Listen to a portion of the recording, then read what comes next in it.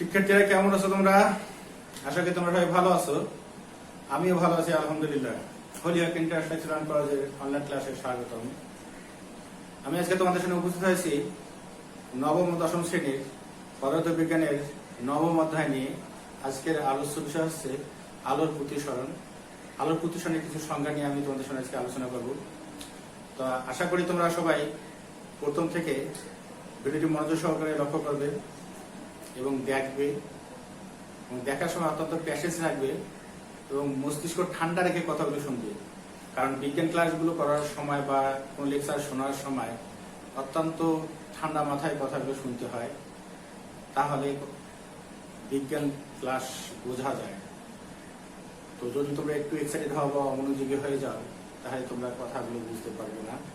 তখন হয়তো দেখা গেছে যে পরবর্তীতে প্রথম কথার সাথে পরবর্তী কথার কিছুটা সাদৃশ্য থাকে, তখন মিসিং হয়ে গেলে তখন আর সাদৃশ্য খুঁজে পাওয়া যায় না। তো আশা রাখি তোমরা প্রথম থেকে লাস্ট পর্যন্ত আমার ভিডিওটা অত্যন্ত মনোযোগ সহকারে দেখবে এবং শুনবে। তো আজকের আলোচ্য বিষয়গুলো হচ্ছে আলোর প্রতিসরণ, আলোর প্রতিসরণের সূত্র, প্রতিসরণাঙ্ক, আপেক্ষিক প্রতিসরণাঙ্ক, পরম প্রতিসরণাঙ্ক, সংকট কোণ ও ক্রান্তীয় কোণ, পূর্ণ অভ্যন্তরীণ প্রতিফলন কোণ, অপটিক্যাল ফাইবার ও মরিচিকা। এই হলো আজকের আলোচ্য বিষয়। তো শিক্ষার্থীরা তোমরা নিশ্চয়ই জানো যে আলোর প্রতিসরণটা কিভাবে হয়। আলোর প্রতিসরণটা সাধারণত দুটো মাধ্যম লাগে। মাধ্যম দুটাকে অবশ্যই স্বচ্ছ হতে হবে, কারণ স্বচ্ছ মাধ্যম না হলে আলো তো প্রবেশ করতে পারবে না। তো এই দুইটা মাধ্যমে যখন আলো প্রবেশ করে, একটা মাধ্যম থেকে যখন আরেকটা মাধ্যমে আলো প্রবেশ করে, তখন যে দিক পরিবর্তনটা হয়, এই দিক পরিবর্তনটাকে মূলত বলা হচ্ছে আলোর প্রতিসরণ। তো আলোর প্রতিসরণ সাধারণত দুইটা মাধ্যমে হয়। একটা হচ্ছে যখন আলোক রশ্মি হালকা মাধ্যম থেকে ঘন মাধ্যমে আসে, তখন তার দিকটা কিরকম পরিবর্তন হয়।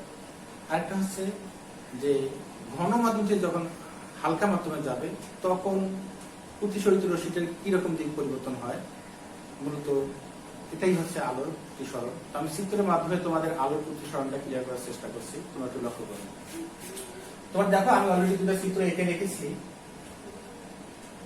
এটা হচ্ছে বিভেদ তল, এর উপরের অংশটা হচ্ছে হালকা বা বায়ু মাধ্যম, আর এখান থেকে নিচের অংশটা হচ্ছে ঘন বা পানি মাধ্যম। আমি ঠিক সেম চিত্র এঁকে রেখেছি একই। তো এটাকে বলা হয় অবিলম্ব, এটা বিভেদ তল। তো কোন আলোর প্রতিসরণের ক্ষেত্রে যখন কোনো আলোক রশ্মি আপতিত হবে, সেটা অবশ্যই তির্যক ভাবে হবে। এখানে একটা আলোক রশ্মি তির্যক ভাবে আপতিত হলো, এটা হচ্ছে আপতিত রশ্মি। যে বিন্দুটাতে এসে পড়েছে তাকে বলা হয় আপতন বিন্দু। প্রতিসরণের পর আমরা জানি আলো সরল সহজ পথে চলে, তাহলে আমরা দেখি যে আলোটা কি এইভাবে সোজা যাওয়ার কথা, কিন্তু আলোটা সোজায় না যেয়ে একটু বাঁকা হয়ে যাবে। আলো রশ্মিটি কেন অবিলম্ব দিকে বেঁকে গেছে? কারণ ঘন মাধ্যমে আলোর বেগ কমে যায়। এই ঘন মাধ্যমে আলোর বেগ কমে যাওয়ার কারণেই প্রতিসরিত রশ্মিটি অবিলম্ব থেকে সরে আসছে। এটাই হচ্ছে আলোর প্রতিসরণ। আর একটা লক্ষ্য করো, এটা হচ্ছে ঘন মাধ্যম, এটা হচ্ছে হালকা মাধ্যম। তো আমি ঘন মাধ্যমে একটা আলোক রশ্মি তির্যক ভাবে আপতন বিন্দুতে আপতিত করব। ঘন মাধ্যম থেকে একটা আলোক রশ্মি আপতন বিন্দুতে আপতিত হয়েছে। আমরা জানি যে যখন কোনো আলোক রশ্মি ঘন মাধ্যম থেকে হালকা মাধ্যমে আপতিত হয়, তখন প্রতিসরিত রশ্মিটি অবিলম্ব থেকে দূরে সরে যায়, অবিলম্ব থেকে দূরে সরে যায়। সেক্ষেত্রে আপতন কোণ ছোট হয়, প্রতিসরণ কোণ বড় হয়। আর এখানে লক্ষ্য করো, আপাতন কোণ বড় হয়েছে আর প্রতিসরণ কোণ ছোট হয়েছে। মূলত আলোর এই সিস্টেমটাকেই বলা হচ্ছে আলোর প্রতিসরণ। শিক্ষার্থীরা তোমরা অলরেডি দেখলে আলো কিভাবে প্রতিসরিত হয়। এখন আসা যাক আলোর প্রতিসরণের সূত্র। আলোর প্রতিফলনের মতো আলোর প্রতিসরণেরও দুটো সূত্র আছে। প্রথম সূত্রটা হচ্ছে আপতিত রশ্মি, প্রতিসরিত রশ্মি এবং অভিলম্ব একই সমতলে থাকবে। আমি চিত্রের মাধ্যমে দেখাচ্ছি এই আপতিত রশ্মি, প্রতিসিত রশ্মি এবং অভিলম্ব কিভাবে একই সমতলে থাকে। তো লক্ষ্য করো, এটা হচ্ছে আপতিত রশ্মি, এটা হচ্ছে অভিলম্ব এবং এটা হচ্ছে প্রতিসিত রশ্মি। দেখো তিনটা রশ্মি, তিনটা রেখায় ঠিক আপতন বিন্দুতে অবস্থান করছে। এই জন্য আমরা এখানে বলছি যে আপতিত রশ্মি, প্রতিসিত রশ্মি এবং অবিলম্ব একই সমতলে অবস্থান করে। এটা গেল আলোক প্রতিসরণের প্রথম সূত্র। দ্বিতীয় সূত্রটা হচ্ছে, দ্বিতীয় সূত্র বিজ্ঞানী স্নেল আবিষ্কার করেন, এই জন্য আমরা একে স্নেলের সূত্র বলি। সূত্রটা হচ্ছে যে একজোড়া নির্দিষ্ট মাধ্যমে একটি নির্দিষ্ট বর্ণের আলোর জন্য আপাতন কোণের সাইন এবং প্রতিসরণ কোণের সাইনের অনুপাত একটি ধ্রুব সংখ্যা। তো লক্ষ্য করো যে এটা হচ্ছে আপাতন কোণ, এটা আই, এটা হচ্ছে প্রতিসরণ কোণ, এটা হচ্ছে আর। তাই স্নেল কি বলেছিলেন যে আপাতন কোণের সাইন, আপাতন কোণের সাইন আই এবং প্রতিসরণ কোণের সাইন আর এর অনুপাত একটি ধ্রুব সংখ্যা। এটাকে বলা হচ্ছে আলোর প্রতিসরণের দ্বিতীয় সূত্র। এই হলো আমাদের আলোর প্রথম প্রতিসরণের প্রথম এবং দ্বিতীয় সূত্র। এখন আসো প্রতিসরণাঙ্ক। প্রতিসরণাঙ্কটা কি তার আগে ছোট্ট করে একটা কথা বলে নেই, তারপরে প্রতিসরণাঙ্কের সংজ্ঞা বলছি। প্রতিসরণাঙ্কটা মূলত হচ্ছে প্রতিসরণাঙ্ক মানে প্রতিসরণ যোগ অঙ্ক, এটাকে বলা হয় প্রতিসরণাঙ্ক। মানে প্রতিসরণাঙ্ক মূলত হচ্ছে একটা অঙ্ক সংখ্যা। এই অঙ্ক সংখ্যাটা কি সেটা আমি সংজ্ঞার মাধ্যমে বোঝানোর চেষ্টা করছি, পরবর্তীতে ক্যালকুলেশনের মধ্যে বোঝাবো। প্রতিসরণাঙ্কটা হচ্ছে ঠিক স্নেলের সূত্রটাকে একটু মডিফাই করতে হবে। এটা কোন জায়গায়? সেটা হচ্ছে যে যখন স্নেল বলেছিলেন যে একটি নির্দিষ্ট মাধ্যমে একটি নির্দিষ্ট বর্ণের আলোর জন্য আপতন কোণের সাইন এবং প্রতিসরণ কোণের সাইনের অনুপাত ধ্রুব সংখ্যা হয়, তো ওই নির্দিষ্ট বর্ণের যে আলোটা আছে সেটা প্রথম মাধ্যম সাপেক্ষে দ্বিতীয় মাধ্যমে প্রতিসরণাঙ্ক হবে। মূলত এটাই হচ্ছে আলো প্রতিসরণাঙ্কের সংজ্ঞা। তাহলে আমি কোথায় শ্রেণী সূত্রটাকে মডিফাই করেছি?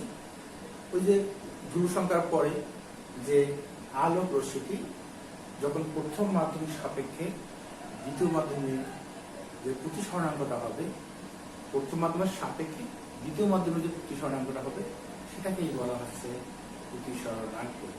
তাই তোমরা একটু লক্ষ্য করো, তাহলে মূলত এই ধ্রুব সংখ্যাটাই হচ্ছে প্রতিসরণাঙ্ক। এই ধ্রুব সংখ্যা আমরা যেটা পাবো সেটাই হবে প্রতিসরণাঙ্ক। সেটাকে আমরা কি দ্বারা প্রকাশ করব? এখানে আমি বলছি সাধারণত ধ্রুব সংখ্যাকে ইটা দ্বারা প্রকাশ করা হয়, ইটা দ্বারা প্রকাশ করা হয়, বা তোমরা অনেক সময় এটা বা বড় ক্লাসে পাবে মিউ দ্বারা প্রকাশ করা হয়। তা আমি তোমাদের ইটা দ্বারা প্রকাশ করাবো। তাহলে প্রতিসরণাঙ্ককে সাধারণত ইটা দ্বারা প্রকাশ করা হয়। তো যখন আমরা এখানে মাধ্যম কথাটা ব্যবহার করব, কোন মাধ্যমের সাপেক্ষে কোন মাধ্যমের প্রতিসরণাঙ্ক হবে? যদি এটা বায়ু মাধ্যম সাপেক্ষে পানি মাধ্যমের প্রতিসরণাঙ্ক হয়, যেহেতু বায়ুকে আমরা কি দ্বারা বলি? এয়ার বলি, এ, আর পানিকে কি বলি? ওয়াটার। তাহলে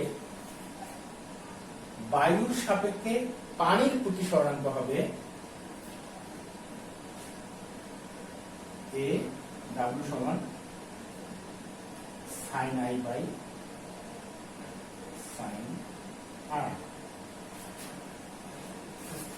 শিক্ষার্থীরা, আমি বলেছিলাম যে এটা প্রতিসরণাঙ্ক মানে হচ্ছে এখানে অঙ্ক সংখ্যা। অঙ্ক সংখ্যাটা কি একটু লক্ষ্য করে দেখো। সাইন আই মানে এখানে একটা কোণ আছে, সাইন আর, এখানে হচ্ছে প্রতিসরণ কোণ। প্রতিসরণ কোণের চেয়ে আপতন কোণটা কি নিশ্চয়ই বড়, তাহলে আমরা এখানে একটা মান পাবো, যে মানটা পাবো মূলত সেটাই হচ্ছে প্রতিসরণ রাখবো। এখন আসা যাক আপেক্ষিক প্রতিসরণাঙ্ক কি। সাধারণত শূন্য মাধ্যমে আলোর বেগ সবচেয়ে বেশি। এই শূন্য মাধ্যম কথাটা যদি ব্যবহার করা না হতো তাহলে আমাদের আপেক্ষিক কথাটা আর আসতো না, তাহলে মূলত সবকিছু হতো প্রতিসরণাঙ্ক। যেহেতু আলো শূন্য মাধ্যমের সাপেক্ষে ব্যবহার করা হয়েছে, এখানে একটা শূন্য মাধ্যম কল্পনা করা হয়েছে। শূন্য মাধ্যমটা হচ্ছে যে একটা ভ্যাকুয়াম মাধ্যম, যেখানে কোনো কিছু বাধা নেই, তো সেই মাধ্যমে আলোর বেগ সবচেয়ে বেশি হবে। তো যাই হোক, আমি আগে আপেক্ষিক প্রতিসরণাঙ্কের সংজ্ঞাটা তোমাদের সাথে ক্লিয়ার করি। আপেক্ষিক প্রতিসরণাঙ্কটা কি? আপেক্ষিক প্রতিসরণাঙ্ক মূলত দুটা মাধ্যমের ক্ষেত্রে হবে। সেটা হচ্ছে যে হালকা মাধ্যম থেকে ঘন মাধ্যমে যখন কোনো আলোক রশ্মি আসবে সেক্ষেত্রে একটা প্রতিসরণাঙ্ক পাওয়া যাবে, আবার ঘন মাধ্যম থেকে যখন কোনো আলোক রশ্মি হালকা মাধ্যমে যাবে সেক্ষেত্রে যে প্রতিসরণাঙ্কের মান পাওয়া যাবে। তো দুই ক্ষেত্রে যেটাই হোক না কেন প্রতিসরণাঙ্কের মান, সেটাই মূলত হচ্ছে আপেক্ষিক প্রতিসরণাঙ্ক। আমি আরেকটু ক্লিয়ার করি চিত্রের মাধ্যমে। লক্ষ্য করো, শিক্ষার্থীরা লক্ষ্য করো যে যদি আমি এখানে লিখেছি অলরেডি যে বায়ুর সাপেক্ষে পানির প্রতিসরণাঙ্ক সাইন আই বাই সাইন আর, আর এখানে যদি বলি পানির সাপেক্ষে বায়ুর প্রতিসরণাঙ্ক, পানির সাপেক্ষে বায়ুর প্রতিসরণাঙ্ক, তাহলে দেখো তাহলে সাইন আই বাই সাইন আর, এটা হচ্ছে আর আই, এটা হচ্ছে আর। একটু লক্ষ্য করো যে এখানে আই আই আপতন কোণ বড়, প্রতিসরণ কোণ ছোট। অবশ্যই এখানে প্রতিসরণাঙ্কের মানটা 1 এর চেয়ে বেশি হবে। আর এখানে একটু লক্ষ্য করে দেখো, আপতন কোণ ছোট, আই ছোট, প্রতিসরণ কোণ আর বড়, তাহলে অবশ্যই এখানে যে প্রতিসরণাঙ্কটা পাবো সেটা হচ্ছে 1 এর কম। তো এই 1 এর বেশি এবং 1 এর কম যে প্রতিসরণাঙ্কগুলো, উভয় প্রতিসরণাঙ্কগুলোকে বলা হচ্ছে আপেক্ষিক প্রতিসরণাঙ্ক। আর পরম প্রতিসরণাঙ্কটা হচ্ছে যে শূন্য মাধ্যমের সাপেক্ষে। আমরা ধরে নিলাম এই মাধ্যমটা শূন্য মাধ্যম, এই মাধ্যমটা শূন্য মাধ্যম, আর এটা হচ্ছে পানি মাধ্যম। শূন্য মাধ্যমের সাপেক্ষে তাহলে আমার এটা হবে শূন্য মাধ্যমের সাপেক্ষে পানি, এটা হবে সাইন আই বাই সাইন আর।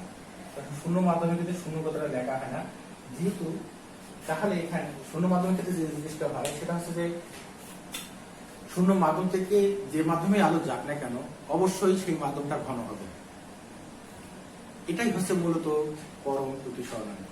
এই কথাটা সবসময় মাথায় রাখতে হবে যে পরম প্রতিসরণাঙ্ক বলতেই হচ্ছে শূন্য মাধ্যম থেকে যখন কোনো আলোক রশ্মি দ্বিতীয় কোনো মাধ্যমে যাবে, দ্বিতীয় মাধ্যমটা অবশ্যই ঘন হবে এবং দ্বিতীয় মাধ্যমের প্রতিসরণাঙ্কটাই হচ্ছে শূন্য মাধ্যমের সাপেক্ষে ওই মাধ্যমের প্রতিসরণাঙ্ক।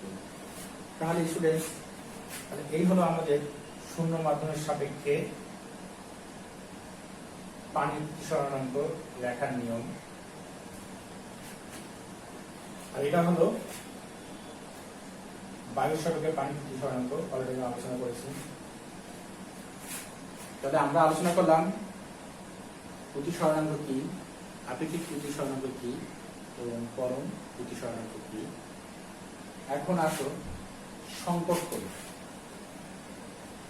সংকট কোণ বা ক্রান্তীয় কোণ কাকে বলে? সংকট কোণ বা ক্রান্তীয় কোণ কাকে বলে তোমরা একটু লক্ষ্য করো।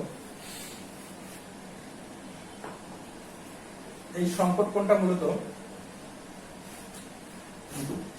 ঘন মাধ্যম থেকে কোনো আলোক রশ্মি হালকা মাধ্যমে যাবে সেক্ষেত্রে মূলত সংকট কোণটা হবে। এখানে একটা জিনিস দেখো, আমি একটা আলোক রশ্মি আপতিত করেছি, প্রতিসরিত রশ্মিটি কি হয়েছে? আপতিত রশ্মির চেয়ে বেশি বড় হয়েছে। আমি এই কোণটার চেয়ে যদি আর একটু বেশি করে কোনো আলোক রশ্মি আপতিত করি তাহলে প্রতিসরিত রশ্মিটা কি হবে? নিশ্চয়ই এর চেয়ে বড় হবে। তো যদি এই আপতিত রশ্মিটার কারণে প্রতিসরিত রশ্মিটি মাধ্যমদ্বয়ের বিভেদ তল ঘেঁষে যায় এবং প্রতিসরণ কোণ 90 ডিগ্রি উৎপন্ন করে। ঘনমাধ্যমের যে কোণের মানের জন্য প্রতিসরণ কোণ 90 ডিগ্রি হয়েছে, ঘনমাধ্যমের এই কোণটাকেই বলা হচ্ছে সংকট কোণ বা ক্রান্তীয় কোণ। স্টুডেন্টস একটু লক্ষ্য করো, ঘনমাধ্যমের যে কোণের মানের জন্য প্রতিসরণ কোণ 90 ডিগ্রি হবে, ঘনমাধ্যমের সেই কোণটাকেই বলা হচ্ছে সংকট কোণ বা ক্রান্তীয় কোণ। এখন আসো, পূর্ণ অভ্যন্তরীণ প্রতিফলন কোণটা কি? পূর্ণ অভ্যন্তরীণ প্রতিফলন কোণটা হচ্ছে যে ঘন মাধ্যম হতে কোন আলোক রশ্মি যদি সংকট কোণের চেয়ে বেশি মানের কোণে আপতিত হয়, এই কোণের চেয়ে একটু বেশি মান দিলাম, মানে আপতিত হওয়ার পর তাহলে এই রশ্মিটা যেহেতু মাধ্যম ধরে বিভেদ তল ঘেঁষে গেছে, নিশ্চয়ই এই কোণটা যখন আরো বড় করব সেটা হালকা মাধ্যমে যাবে না, না যে কি হবে, পুনরায় ঘন মাধ্যমে ফিরে আসবে। এই যে আলোক রশ্মিটা ঘন মাধ্যমে ফিরে আসলো, এই জন্য একে বলা হচ্ছে যে পূর্ণ অভ্যন্তরীণ প্রতিফলন কোণ। আমি যদি সংজ্ঞা হিসেবে বলি তাহলে হবে এরকম যে যখন কোনো আলোক রশ্মি সংকট কোণের চেয়ে বেশি কোণে আপতিত হবে, আপতিত হওয়ার পর প্রতিসৃত রশ্মিটি হালকা মাধ্যমে না যে পুনরায় ঘন মাধ্যমে ফিরে আসবে, একেই বলা হয় আলোর পূর্ণ অভ্যন্তরীণ প্রতিফলন।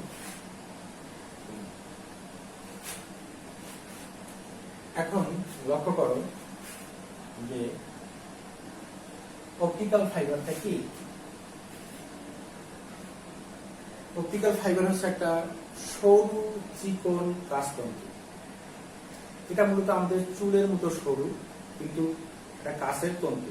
আমি চিত্রের মাধ্যমে দেখাচ্ছি, ধরে নাও এটা একটা অপটিক্যাল ফাইবারের রাশি।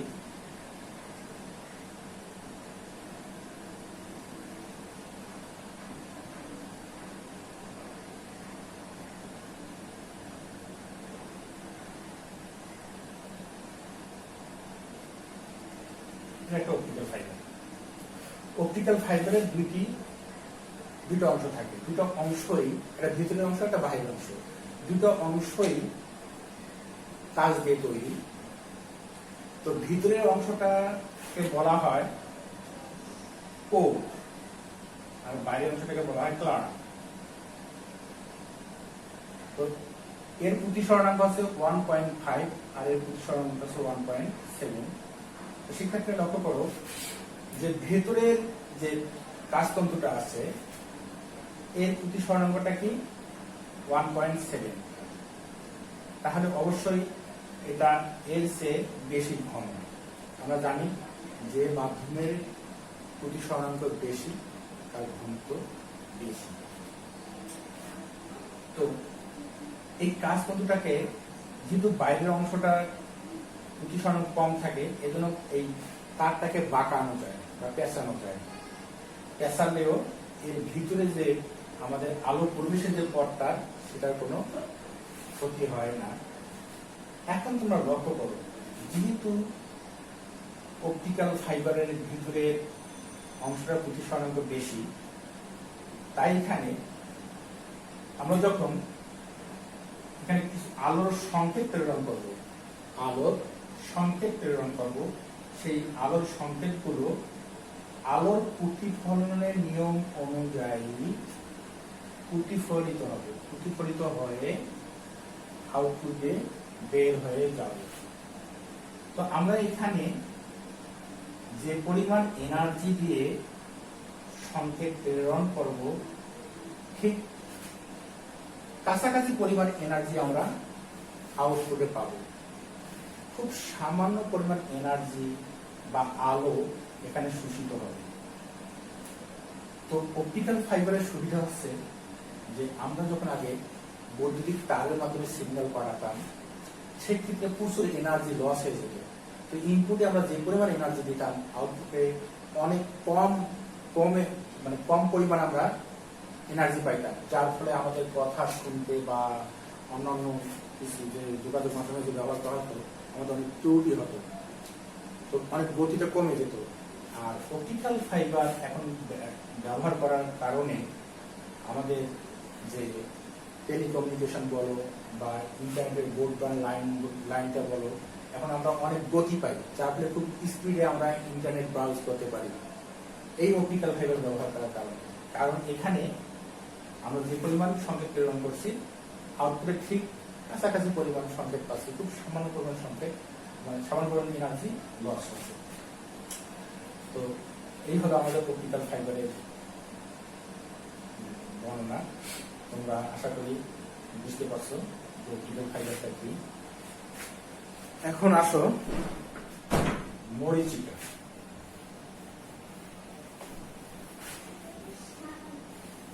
আমি ব্লগটা পরিষ্কার করে ফেলছি, কারণ আমি মরীচিকায় যখন বর্ণটা দিব লক্ষ্য করো স্টুডেন্টস, এই মরীচিকার কথাটি কি আমরা সবাই জানি যে একটা ভ্রান্ত ধারণা বা কাল্পনিক ধারণাকে মরীচিকা বলে। তো মরীচিকা সাধারণত সবসময় হয় না, বা কেন গ্রীষ্মকালে কেন হয়, অন্যান্য ঋতুগুলোতে তো মরীচিকা হয় না। তো গ্রীষ্মকালে যখন প্রচন্ড রোদ হয়, রোদের তাপে পিচ ঢালা রাস্তা বা মরুভূমিতে দূরে মনে হবে কোথাও পানি জমে আছে বা কালো লাগে, কালো দেখায়, তো এটাই মূলত হচ্ছে মরীচিকা। তো এই কালো দেখায় কেন বা পানির মতো লাগে কেন, এটা তো আসলে অন্যান্য ঋতুগুলোতে হয় না। আবার এটা গ্রীষ্ম ঋতুতে হয় কেন? আমি যেটা অলরেডি আগেই বলেছি যে প্রচন্ড গরমের কারণে এই জিনিসটা হয়। আমি চিত্রের মাধ্যমে তোমাদেরকে আজকে মরীচিকাটা অত্যন্ত সুন্দরভাবে বোঝানোর চেষ্টা করব। আশা করি শিক্ষার্থীরা তোমরা মরীচিকা সম্বন্ধে আজকে একটা ভালো জ্ঞান লাভ করবে। সবাই মনোযোগ সহকারে আমার চিত্রটা লক্ষ্য করবে। সবাই লক্ষ্য করো যে এটা হচ্ছে একটা পিচ ঢালা রাস্তা, এর নিচে মাটি, এর উপরে স্তরটা হচ্ছে বায়ু। ধরে নাও এখানে একটা সূর্য থেকে আলো আসছে, অনেক তীব্রতার সহিত আলো আসছে, আসার ফলে পিচের উপর আলো পড়ছে, পড়ার কারণে পিচটা উত্তপ্ত হচ্ছে। উত্তপ্ত হওয়ার কারণে এর উপরে যে বায়ুর স্তরটা আছে সেই বায়ুর স্তরটা অনেক গরম হয়ে যাচ্ছে। অনেক গরম হওয়ার কারণে ওই বায়ুর স্তরের ঘনত্বটা কমে যাবে। আমরা ধরে নিলাম এই রাস্তা থেকে নির্দিষ্ট পরিমাণ একটা এলাকা জুড়ে এই এলাকার বায়ুর ঘনত্বটা কমে গেছে। তাহলে যেহেতু বায়ু উপর নিচ আদান প্রদান হয়, তাহলে এই উপরের স্তরটাও কি হবে, বায়ুর ঘনত্ব কমে যাবে, কিন্তু এটার চেয়ে কম কমবে। কারণ এটাতে যে পরিমাণ সূর্যের তাপ পিচঢালা রাস্তায় উত্তপ্ত করার পর যে বায়ুটাতে তাপ এসেছে, এখানে তাপটা কম আসবে, যার ফলে এটা বেশি হালকা হবে, এটা কম হালকা হবে। মানে এইটার তুলনায় এটা ঘন মাধ্যম, এটা হবে হালকা মাধ্যম। এখন লক্ষ্য করো যে এই রাস্তায় একটা কি আছে, গাছ আছে, যেটা তোমাদের বইগুলোতে লক্ষ্য করে তোমরা দেখবে যে এখানে একটা গাছ আছে। তো গাছের এটার চেয়ে এটা আবার ঘন মাধ্যম। তো যখন কোনো আলোক রশ্মি ঘন মাধ্যম থেকে হালকা মাধ্যমে আসে, তখন আমরা জানি যে প্রতিসরিত রশ্মিটি অবিলম্ব থেকে দূরে সরে যায়। তো ঠিক এখানে ওই রকম কিছু ঘটবে। লক্ষ্য করো, ধরে নাও এখানে একটা মানুষের চোখ, এখান থেকে কি করছে, একজন ব্যক্তি রাস্তার মধ্যে দেখতেছে যে ওখানে পানি জমে গেছে। এখন একটু লক্ষ্য করো, ধরে নিলাম এখান থেকে কিছু আলোক রশ্মি এখানে আপতিত হয়েছে। কোথায় আপতিত হয়েছে? ঘন মাধ্যম থেকে একটু হালকা মাধ্যম। আমি এখানে একটা অবিলম্ব কল্পনা করি, তাহলে আলোক রশ্মিটা কি হবে? যে কোনো আপতিত হবে, অবিলম্ব থেকে সেটা আরো দূরে সরে যাবে, অবিলম্ব থেকে সেটা আরো দূরে সরে যাবে। ধরে নিলাম ওই আলোক রশ্মিটা কিভাবে আছে।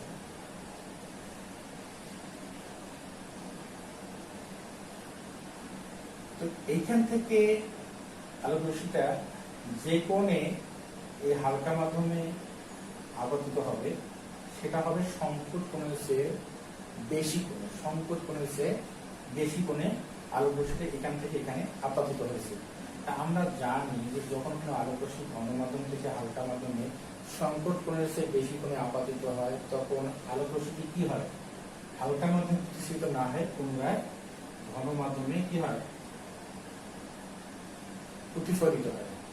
ঠিক আমাদের এখানেও সেম ঘটনাটাই ঘটবে, যেহেতু এই আলোক রশ্মিটা ঘন সংকট কোণের চেয়ে বেশি কোণে আপতিত হয়েছে, তাই আলোক রশ্মিটি হালকা মাধ্যমে প্রতিসৃত না হয়ে পুনরায় ঘন মাধ্যমে প্রতিফলিত হবে। আমরা এখানে একটা অবিলম্ব কল্পনা করি।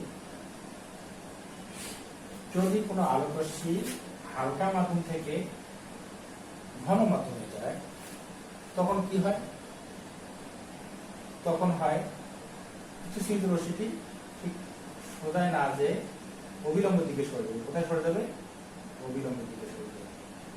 তাহলে একজন মানুষ এখান থেকে এইভাবে আলোটা এইভাবে মানুষের চোখে পৌঁছাবে।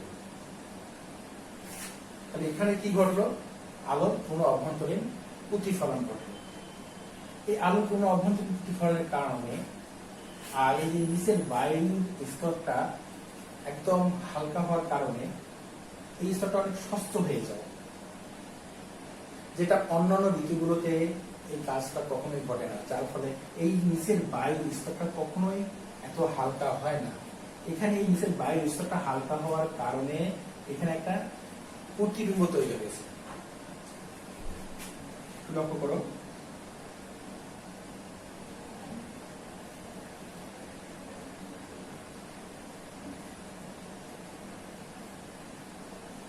এখানে একটা প্রতিবিম্ব তৈরি হবে। স্টুডেন্টস, একটু মনে করো, একটু ভাবো, যে আমি আবারও বলছি যে এই যে একটা অমসৃণ তল, রাস্তা একটা অমসৃণ তল বা কোনো প্রতিফলক পৃষ্ঠ নয়, সেটা হঠাৎ করে যখন প্রতিফলক পৃষ্ঠ হয়ে যায় এবং সেখানে যখন প্রতিবিম্ব তৈরি হয়, মূলত এটাই হচ্ছে মরীচিকা। আমি বইগুলোতে লক্ষ্য করেছি যে আসলে কথাটা যদি এইভাবে বলা হতো, তাহলে আমার মনে হয় ছাত্রছাত্রীদের এই মরীচিকা সম্বন্ধে তাদের যে জ্ঞান বা ধারণাটা ক্লিয়ার হয়ে যেত। একটু আবার বলছি, এখানে একটা এই রাস্তাটা বায়ু স্তরটা অনেক হালকা হওয়ার কারণেই এখানে কি হচ্ছে? একটা প্রতিবিম্ব তৈরি হচ্ছে। এই প্রতিবিম্ব আবারও বলছি, অন্য কোনো ঋতুতে কিন্তু রাস্তায় এরকম কোনো প্রতিবিম্ব তৈরি হয় না, যার ফলে আমরা অন্যান্য ঋতুগুলোতে কখনো মরীচিকাও দেখি না। শুধু গ্রীষ্মের ঋতুতে প্রচন্ড রোদের কারণে এই রাস্তার উপরের যে বায়ু স্তরটা, এটার ঘনত্ব কমে যায় এবং এখানে একটা রাস্তার পাশে যদি কোনো গাছ থাকে, তাহলে সেই গাছের কারণে গাছের একটা প্রতিবিম্ব লক্ষ্য করা যাবে। আর যদি গাছ না থাকে, যদি খোলা আকাশ থাকে, তাহলে সেই খোলা আকাশের দূর থেকে খোলা আকাশেরও একটা প্রতিবিম্ব আমরা লক্ষ্য করলে দেখবো যে ওর সামনের জায়গাটা কালো দেখাচ্ছে। তো গাছের যখন গাছের বাতাসে গাছের পাতাগুলো দুলতে থাকে, তখন এই প্রতিবিম্বটাও দুলতে থাকে, যার ফলে আরোহী যখন দূর থেকে তাকায়, তখন এই প্রতিবিম্বটাকে সে কি দেখে? নর্থে দেখে। তখন তার কাছে মনে হয় যে ওখানে পানি জমে আছে। এই যে প্রতিবিম্বটাই হচ্ছে মূলত মরীচিকা। যাই হোক, তোমাদের যদি কারো কোনো এই সংজ্ঞা সম্বন্ধে বা কোনো বিষয় সম্বন্ধে জানার ইচ্ছা থাকে, তোমরা আমার ভিডিওতে কমেন্টস করবে। আমি চেষ্টা করবো ইনশাআল্লাহ তোমাদের কমেন্টগুলো অত্যন্ত সুন্দরভাবে সমাধান করে দিতে। আর যদি তোমরা ব্যক্তিগতভাবে না পাও কমেন্টসগুলোর উত্তর, তো তোমরা আমার ভিডিওগুলো লক্ষ্য করবে, সেই ভিডিওগুলোতে দেখবে আমি কোথাও না কোথাও সেই প্রসঙ্গটা টেনে তোমাদের তুলে দেওয়ার চেষ্টা করবো ইনশাল্লাহ। তো ছাত্রছাত্রীরা, এরপরে আসছি আমি আলোর প্রতিসরণের দ্বিতীয় ভিডিও নিয়ে। সেখানে থাকবে দ্বি উত্তল লেন্সের সামনে বস্তুর 6টি অবস্থানের জন্য বিম্বের আকৃতি, প্রকৃতি এবং অবস্থান, যেটা অলরেডি আমি